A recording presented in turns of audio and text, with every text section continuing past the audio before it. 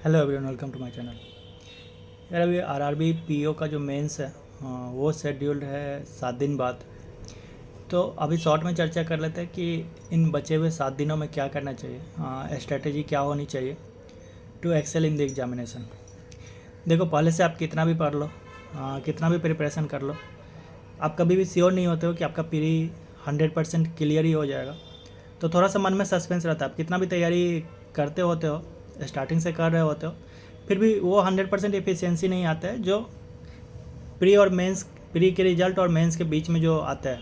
ठीक है, दो तरीके के लोग होते हैं। एक होते हैं कि प्री का रिजल्ट आता है तो एक दो दिन उस खुशी में निकल जाता है कि ठीक है रिजल्ट अच्छा हो गया, फिर स्कोर कार्ड आता है तब लगता है कि यार इतना आया, कट ऑफ से इतना ज़्यादा आया, इतना कम आया, इस टाइप से। ठीक है, उसमें कुछ टाइम चले जाते हैं। तो बाकी के वही 7-8 दिन बचते हैं जिसमें आपको मेंस के लिए प्रिपेयर करना होता है। मेंस के लिए देखो, आप स्क्रैच से तो प्रिपेयर कर नहीं सकते हो, और स्क्रैच से प्रिपेयर करने की नीड भी नहीं है। उसका रीज़न मैं बता रहा हूँ कि प्रीलिम्स में तो आपने तैयारी किया है, प्रीलिम्स आपका क्लियर हुआ है, मतलब आपका बेसिक्स क्लियर है। ठीक है, ऐसा नहीं है कि आप जीरो पे हैं, आपको कुछ नहीं आता है। तो जो बाकी के बचे टाइम है उसमें आप मेन फोकस रखिए करंट अफेयर्स पे। ठीक है, पीछे से जाइए, मतलब अभी सितंबर है तो सितंबर का 15 दिन ले लो, बाकी अगस्त जुलाई ऐसे करके आप पीछे जाओ। मतलब स्टार्टिंग से अच्छे होने चाहिए। 4 महीने के करो, मोस्टली लोग 6 महीने के बोलते हैं, लेकिन 6 महीना इस टाइम पे करना उतना पॉसिबल नहीं है। तो आप लास्ट के 4 महीने करो। आपने पहले से कर रखा है तो अच्छी है, उसको रिवीजन करो। नहीं तो आप जो अभी मंथली कंपाइलेशन होता है वीडियोज़ का या पीडीएफ्स का, उसके थ्रू आप करो, वो आपको ज़्यादा बेटर होगा। बेटर है कि आप यूट्यूब पर सर्च करिए डिफरेंट प्लेटफॉर्म के। देखो जो करंट अफेयर्स के होते हैं ना, वो मोर और लेस सबके लगभग लगभग सेम कंटेंट होते हैं, थोड़ा 19-20 का फ़र्क होता है। तो आप वीडियो देखिए, वहाँ से आपके कॉन्सेप्ट क्लियर हो जाएंगे। ठीक है, मंथली कंपाइलेशन वाला आप वीडियो देख लीजिए। उसके बाद आरआरबी में थोड़ा सा मेन फोकस होता है जो स्कीम्स और रूरल स्कीम्स वगैरह होते हैं। ठीक है, गवर्नमेंट के स्कीम्स होते हैं, उससे कुछ क्वेश्चंस आते हैं, 4-5 क्वेश्चन आई थिंक। तो वो आप थोड़ा सा स्पेशल फोकस करके देख लीजिए। ठीक है, बजट सेशन हुआ, बजट सेशन से 2-4 क्वेश्चन आते हैं। ठीक है, या फिर ओलंपिक्स का, मतलब जो हॉट टॉपिक्स होते हैं, बर्निंग टॉपिक्स होते हैं, वहाँ से आप 2-4 क्वेश्चन, 5 क्वेश्चन एक्सपेक्ट कर सकते हैं। ठीक है, तो कभी भी 100% का आप टारगेट लेके मत रखिए जीए में। ठीक है, क्योंकि पेपर जीए का कैसा आएगा वो किसी को नहीं पता होता है। बैंकिंग सेक्टर जो आईबीपीएस वो एक्सपेरिमेंट करते रहता है। पहले कभी टाइम था जो एक पैटर्न पे आते थे तो हो जाते थे 30-40 स्कोर ऐसे करके हो जाते थे, लेकिन अभी उतने नहीं होते। तो आप एक बोर्ड पे पैर मत रखिए, आप जीओ को बस ओके ओके करके रखें। ठीक है, उसके बाद जो ये मेन टॉपिक्स हो गया ये आप कर लीजिए और मंथली कंपाइलेशन कर लीजिए, इतना से आपका काम हो जाएगा।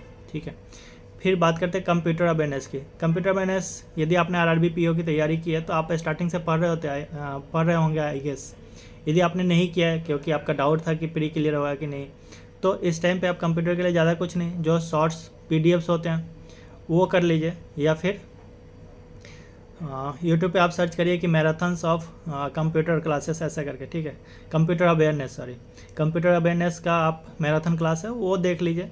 वहाँ से आपके कुछ कुछ क्वेश्चन होते हैं, बस क्वालिफाइंग मार्क्स इतना आप कर लीजिए, क्योंकि उतना डिटेल में नहीं कर पाएंगे आप। और एक्चुअली क्या है ना कि ये सब चीज़ों का सारा सिलेबस भी उतना क्लियरली डिफाइन नहीं होता है, तो आपको नहीं पता कि कितना डेप्थ में जाना है, क्या जाना है। तो आप बस ओके ओके कर लीजिए कि आपका कटअप क्लियर हो जाए। ठीक है, ये 2 सेक्शन हो गए। तो अभी ज़्यादा फोकस आपको यही 2 सेक्शन पे रखना है। बाकी जो बचे क्वांट हो गया, रीजनिंग, इंग्लिश, या जिसका हिंदी है उसका हिंदी। ठीक है, तो ये सब सारे सब्जेक्ट है ना, ये आप 7 दिन में मास्टर नहीं कर सकते हो कभी भी। आपने जो पहले से कर रखा है वही काम आएगा। और हमें लगता है ऐसा कि यार मेंस में बहुत ज़्यादा टफ लेवल है, कोई अलग रॉकेट साइंस है, ऐसा नहीं होता है। देखो होता क्या ना कि मेंस में बहुत सारा चीज़ फैक्टर्स डिपेंड करते हैं।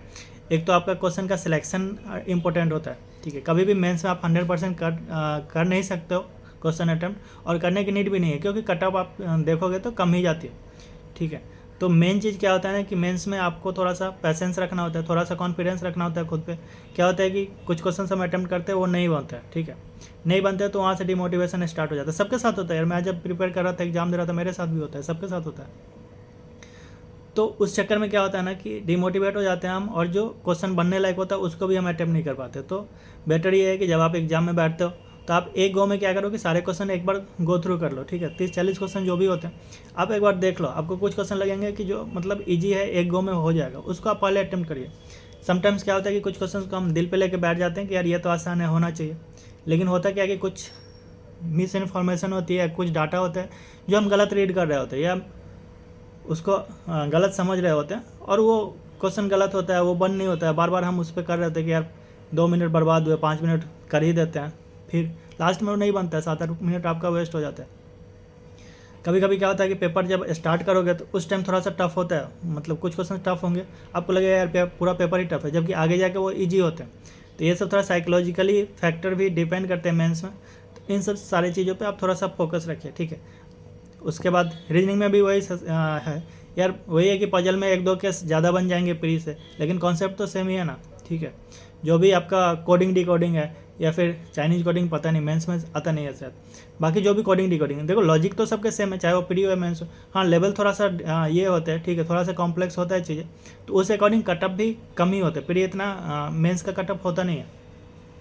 तो मेन चीज़ वही है कि आप मेंस में क्वेश्चन का सिलेक्शन करिए, ठीक है, और स्किप करना सीखिए, क्वेश्चन को स्किप करना सीखिए, क्वेश्चन को दिल पे मत लीजिए, और हो जाएगा आपका, ठीक है। आपने प्री क्लियर किया तो मेंस भी आपका क्लियर होगा। मेंस में बस ये इन चीज़ों पे फोकस रखिए, आप घबराइए मत मेंस में कि पेपर टफ है, होगा कि नहीं होगा। यार पेपर टफ है तो सबके लिए टफ है, कटअप कम जाएगी, ठीक है। सेम चीज़ होता है यार, सबके साथ होता है। बाकी मॉक्स के लिए यार एडविजिबल नहीं है कि अभी 7 दिन में आप मेंस का मॉक लगाओ करके, ठीक है, क्योंकि अभी उतना टाइम नहीं है अपने पास, क्योंकि आपको मेन फोकस आपको रट्टाफिकेशन पे डालना है, करंट अफेयर्स एंड जीए, मतलब कंप्यूटर अवेयरनेस पे, ठीक है।